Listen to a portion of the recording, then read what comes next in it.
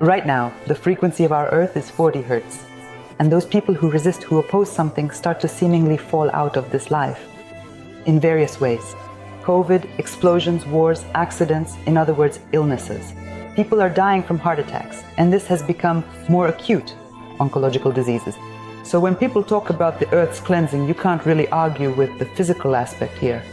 Everything that doesn't belong, that doesn't correspond to this vibration, starts to seemingly fall out. I have a profoundly deep sense of indignation, both as someone who deeply understands the intricacies of physics, electricity, and energy, and as someone who understands the realm of spirituality, energetic bioprocesses, and complex bioenergetic processes. So why 40? Where on earth did she actually get that phone number from? Why not 50? At least our electricity in the wires is 50 Hertz. No, that's completely off the mark. It's obvious that a person ends up in various uncomfortable situations, illnesses, disasters, not because of this. That's just a fact. Even if she had guessed the number right, it still wouldn't be because of that. You know, it's that kind of conversation when I've fallen ill and suffered with every disease. I'm going through a very rough patch, and I've completely lost every single thing I owned, all my possessions. Maybe it's just because I got out of bed on the wrong side this morning. That's why. Which foot should it be? The back one? That's about the level of this video. It's completely off base. First of all, the frequency of our Earth, the Earth's resonant frequency, is monitored regularly on an ongoing basis. You can look it up on the internet. There are special antennas designed for very low frequencies. There are spectrum analyzers that constantly monitor this frequency, and this is called the Schumann resonance. It's around 7 Hertz, but it fluctuates because our planet is alive, though it doesn't fluctuate up to 40 Hertz. It fluctuates within about half a Hertz, 0.8 Hertz. This frequency depends on processes on the Sun and various cosmic phenomena. Our entire universe breathes, of course, in the end, and naturally, it doesn't remain fixed. It doesn't stay still. It fluctuates a little, this frequency fluctuates, and this frequency has harmonics. And if I'm not mistaken, there isn't a single harmonic that lands exactly at 40 Hertz. Yes, in the area around 40, there is also a harmonic frequency. What are harmonics? Imagine the keyboard of a grand piano. There is the C note, C, C, C, C, C, C. All of these are C notes. But they have different frequencies. These are harmonics, the same note. And so, yes, for the frequency of a little over 7 Hertz, it is reflected multiple times at higher frequencies. This even happens at 40 Hertz. And definitely something there, right? In her understanding, maintaining this frequency certainly does not lead to such catastrophic consequences. It is human consciousness that leads to catastrophic consequences. Either a person rejects this reality, or they don't. Either they reject their own soul, or they don't. Either they suppress their own energy, or they don't. They are oppressing themselves. Is a person committing suicide or not? That's what determines it. Not some frequencies that no one even knows where they came from. What does it mean to maintain a frequency of 40 Hertz? What is that? 40 Hertz is 40 oscillations per second. How are you supposed to maintain that? Are you going to... What am I supposed to do? Should I shake at a frequency of 40 Hertz like a humming transformer? That's how they vibrate. Yeah, mine is 40 or maybe 50 Hertz. I should hum like a transformer. Maybe chant mantras. How? So we have the number 40. How am I supposed to chant mantras? 40 times? 40 Hertz is 40 oscillations per second. But what am I supposed to oscillate 40 times per second? Is the airplane supposed to oscillate 40 times per second so it doesn't fall? I mean, no, this is just some kind of populism and not even a well-founded one. It would be one thing if she said, according to the spectrum analyzer, the frequency is 70-something Hertz. It would be one thing if she said that the Schumann resonance, these are well-known calculable parameters. Everything can be tracked. Even a whole house can be built based on it. If you put in the effort, you could assemble a device that would show you an LED pulsing in sync with that rhythm. It's possible to do that. But where are these 40 Hertz? That makes no sense at all. So if your LED blinks 7 times a second, it flashes like this. What are you going to do with that? All right. I would like to know your personal thoughts on the concept of the cleansing of humanity, or something along those similar lines. Our Earth has its own rhythms, like the 11-year cycle. Right now, we are at the peak of this cycle, at the very peak. Now, yes, now is the time of catastrophes.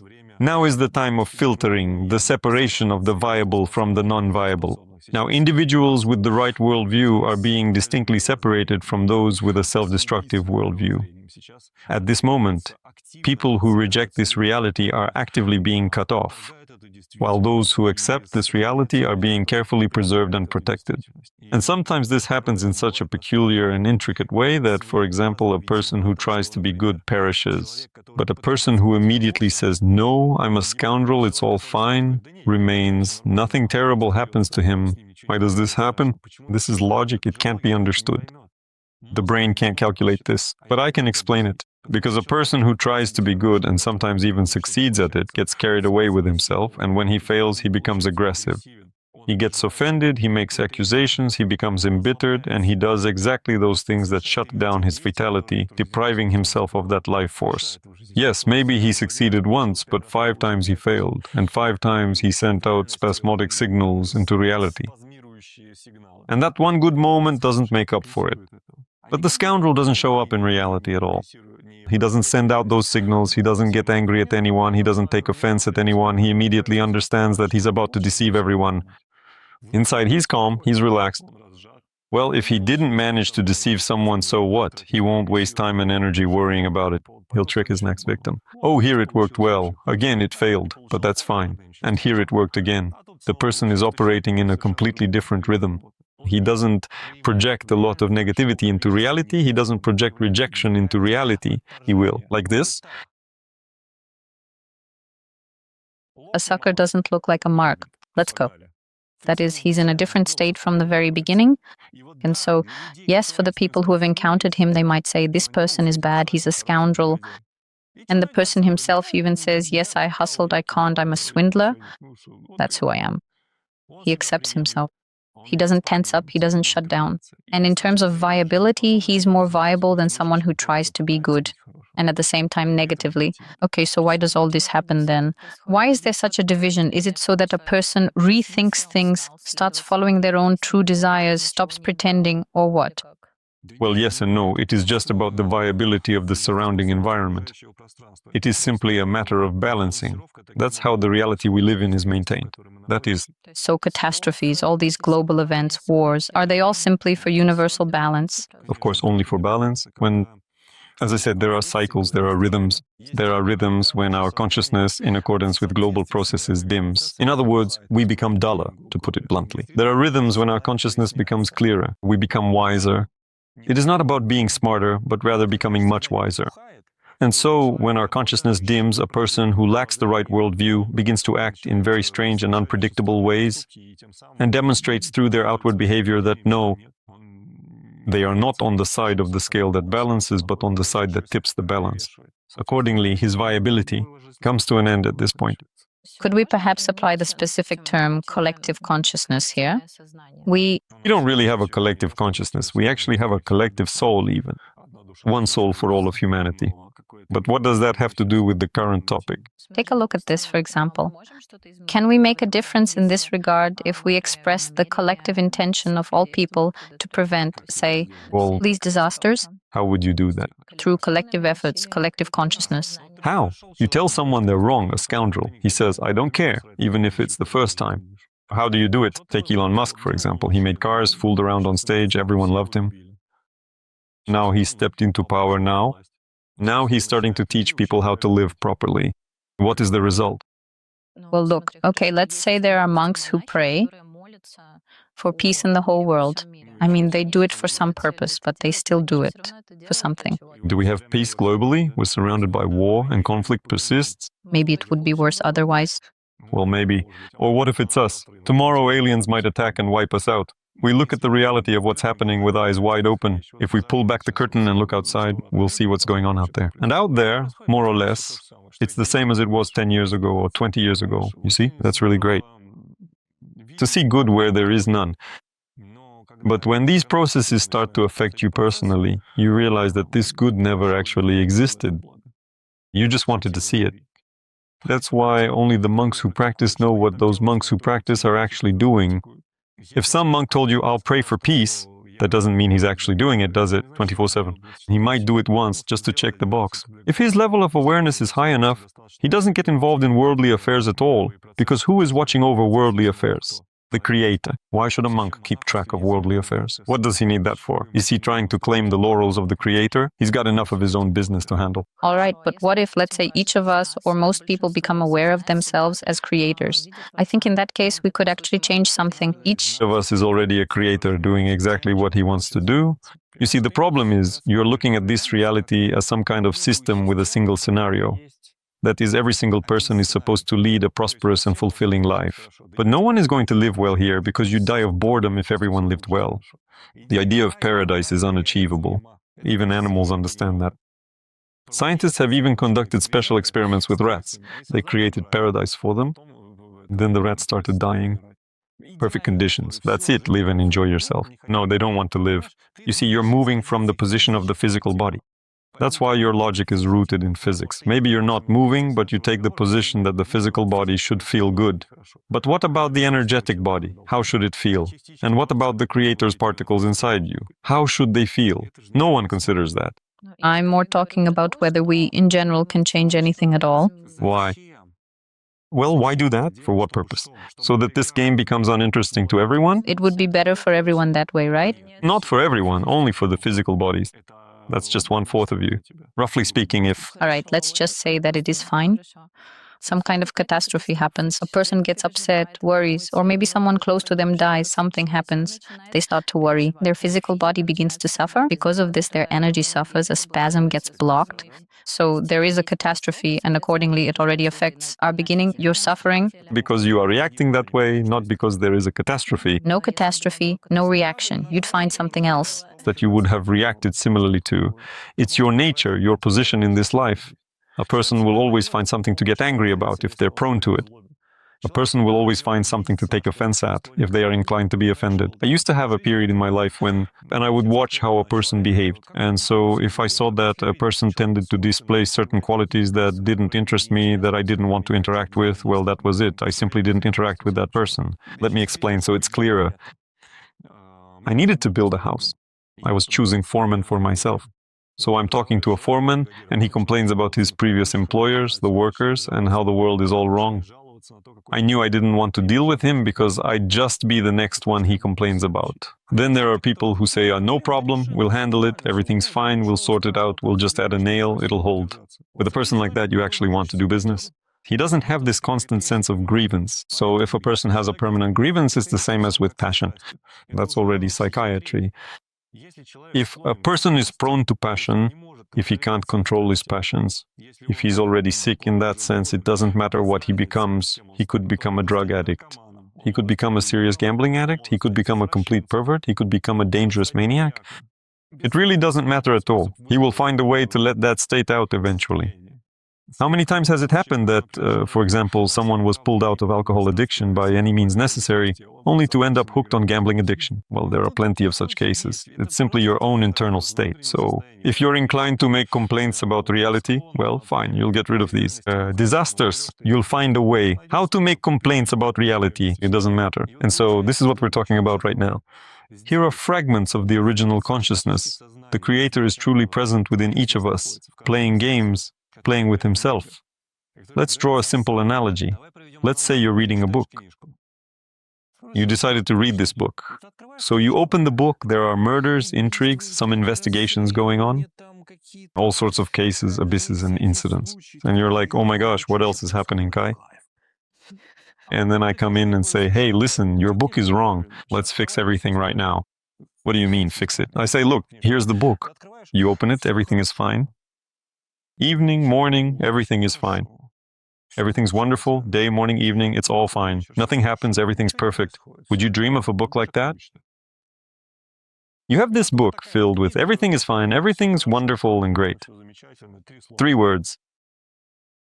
Would you read it? All right, you go to watch a movie. An action movie, I don't know, a drama, hearts are breaking, people are suffering. It's the best movie. It's The Green Mile. One of the top movies. Now imagine The Green Mile. A movie about how no one got arrested, no one died, everyone just sits and watches the sunset and everything is wonderful for everyone. And for 3 hours they all just sit there watching the sunset and everything is great for everyone. And the movie ends with the sun setting and that's it, fade to black. Would you watch it? So in any case, it turns out we can't avoid catastrophes, wars, or any negative events. We ourselves want these things to happen. You want this. If it's happening around you, it means you want it. You are like God, like a part of Him. You want to play this game. Look, right now we're sitting here talking, and there's not even a hint of anything like that between us. No militaristic interaction at all. But right now, at this very moment, a truly massive number of people are shooting lead bullets at each other, and they're fine with it. So why are they there and we're here? And what if they are not fine at all? And let us say a person is just sitting, not really there, but they are worried, they feel it deep down, they No, can't do anything about it. why can't they? But What? they can. A person can always get out of the situation they've ended up in. They have at least two exits, through the mouth and through, not the mouth. They can. Well, they can. They really can. And I've observed this throughout my entire life. No matter what situation a person finds themselves in, as soon as they no longer want it, they've had enough of all this. It has become unacceptable, uninteresting to them. All of this is something they no longer want to see in their life, so they get out of it. Yes, not instantly, not at the snap of a finger, but they do get out of it. The hedgehogs cried, but kept eating the cactus. You don't have to eat the cactus. Then you won't cry. Everything that happens to a person is the work of the person themselves. And let me give you some analogies now that show you can suffer but still want to stay in this game. So essentially, it seems that everyone wants war. Every single person gets exactly what they ultimately lead themselves toward. Look, a child who hasn't yet experienced adult life is busy playing a complex computer game. He chooses the computer game for himself. He chooses a character in this computer game, the difficulty level, and makes certain decisions there. Have you seen how kids get furious while playing a game? How they pound their fists on the keyboard, throw their mice at the wall, how they break joysticks, how they scream, how they talk to the monitor, how they completely freak out. Have you ever seen that before? Well, of course. Right. And they keep playing this game? Why doesn't the child say, "This game annoys me, I'm not going to play it anymore"? He turns everything off and leaves. No. Because he acts like the creator. Imagine if the creator turned off reality every time something started going really strangely. And here a plane crashed. That's it. Everything is reset, reloaded from scratch. And everything starts all over again. All right. So what can help a person cope with these emotions, for example, when they realize that a catastrophe is happening in the world? Peace, equanimity. The right attitude. How can we accept it? It's not learned. You must see the world structure. You can't learn it. So how do you see it? Practice. Practice, develop your extrasensory abilities, develop your vision. Basically, that's what I suggest everyone should do. You won't be able to understand or accept what you can't see. No way. It's absolutely incomprehensible to you, and it will remain incomprehensible until you see it. I could spend hours explaining to you what the colors of the rainbow look like, but you, for example, have never opened your eyes, so how could I possibly explain them to you? I can't. There was a movie, I think it was called Mask. There was a girl there, and someone was trying to explain to her what blue is, what red is. He gave us something hot and something cold, but hot and cold are not blue and red. That's the problem. By analogy, by association, you end up with some images in your mind that don't match reality. But when your eyes open, you don't need any explanations anymore. It's like, whoa, oh, okay, then everything starts over. Considering that now I can see, this is what needs to be done. This is what brings results. This is what gives you understanding, awareness, and everything you want and wherever you want to go. But when you're like a blind kitten banging into the wall, how can anyone explain it to you? All right, so where should a person start, for example? Maybe some breathing practices, exercises, or is it something else in any case? And then working with energy, with your subtle body. In order to train effectively, there are different methods. I explain and demonstrate one of these methods. There are 3 main courses, plus further matrix practices, practices dedicated to the Sri Yantra, various retreats, tours, regular practices, and weekly ones. Everything is available. That's how I was taught. Now I teach people the same way. People develop their own vision. People begin to see that part, the hidden part of the world, which is precisely what gives an understanding of why things are the way they are. And based on this, they change their lives. I don't know of any other mechanisms. I know what people say about other mechanisms, but I don't see them working. All right, and if a person has developed sensitivity, extrasensory perception, can they somehow, I don't know, on a psychological or physical level, sense that something might happen in the world, something dangerous, something negative? Yes, they can if they want to. But why would they want that? Why would they? And direct their attention to a place where they don't want to be. You know, it's like asking, can you be an expert in types of crap? Well, probably I could, but why would I want to do that? I mean, why should I direct my attention to catastrophes if I don't want to end up in them? I know how this world works. Where you direct your attention, that's where your consciousness starts to flow. Where your consciousness flows, that's what you start to synchronize with. Why should I synchronize with processes that I don't want to happen in my life? Why? I will focus on my intention, on the results of my intention, on the goal I'm moving toward. All my consciousness, all my attention is directed there. Why should I direct it to the types of crap? Well, let's say if a person wants to change something in their consciousness, for example, they have a certain sensitivity, they sense that something might happen, and to prevent it, they need to do something. Is that possible? If a dedicated individual who practices, who possesses clear vision, and who has fully manifested their intention steps out onto this street, or indeed any street, they don't actually have any need to do that, because they are already moving steadily toward the realization of their intention. You see, it is actually quite like the process of putting on a diaper, or a condom, or even individual finger cuts on all 5 of your fingers, or perhaps dousing yourself with brilliant green. And if someone asks, why did you do that? You'll say, well, I woke up, decided to eat and cook. There will be a question. And all of this, what for? It's the same thing. If a person has a goal, has knowledge, has vision, what problems are we talking about? What catastrophes? Catastrophes only happen to those who have brought themselves to that point. Don't bother an unworthy person with problems. You have to be worthy of a problem. So essentially, people who in some way are involved in various problems and catastrophes, everything is in its place. There's a joke about this. My God, how long it took me to gather all of you on this ship. Well, that's how it is. In other words, a person who doesn't need to die right now doesn't even need to think about catastrophe. A person with high vitality, even if, I don't know, by some incredible means he ends up on a crashing plane, he'll be the only one to survive, because it's still too soon for him to die. These things, from the perspective of energy and perception, are very easy to explain. You can see directly why it is this way and not otherwise. These energetic configurations are manifested, these processes shine, they are perceptible.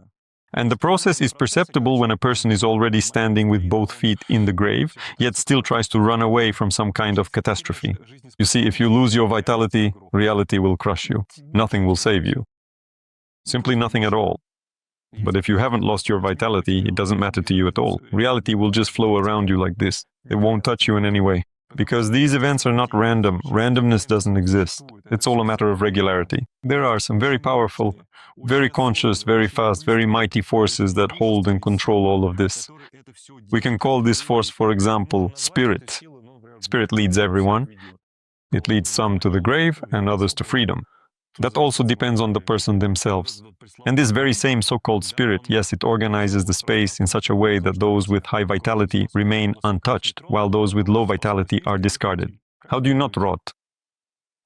And as for vitality, no gods are responsible for that. The person themselves is responsible for that. If there is acceptance, love, sincerity, and a tendency to strengthen these qualities in your soul, then go ahead, do as you wish. You shouldn't be looking at the catastrophe, they won't touch you. If there is a disconnect between you and your soul, if your heart is filled with hatred, if you reject and do not accept this reality with all your being, then no seer will be able to save you. In reality, you'll get knocked down anyway. You'll just trip over your own foot and land headfirst on some concrete, some kind of slipping in the bathroom, for example. Well, you just won't be able to save yourself no matter what. It's all logical. There's no such thing as coincidence.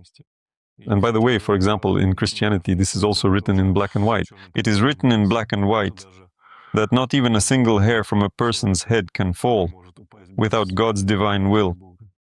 Everything is logical, everything. So if you are aware, you don't need to pay attention to this. And if you do need to pay attention to it, then it's probably already too late to do so. Anton, thank you for your answers. Be sure to write your questions and impressions. Maybe we'll answer them in the next video. 95% of people don't even realize that within them lies a power that grants access to any possibility, a successful business, strong relationships, health, and self-fulfillment. It allows you to hear your soul and remember your true nature, your divine nature. This power is your energy. When it is blocked, you feel tired and upset. But when your energy flows freely and without obstacles, you are full of strength and capable of achieving any goal. Everyone can feel the movement of energy in their body. Are you ready to see this for yourself right now? I've prepared a practice where, in just 3 minutes, you'll become aware of the state of your energy and be able to activate the inner power that has been blocked for many years. The practice is available for a limited time. Right now, follow the link provided below the video and unlock the incredible source of power within yourself.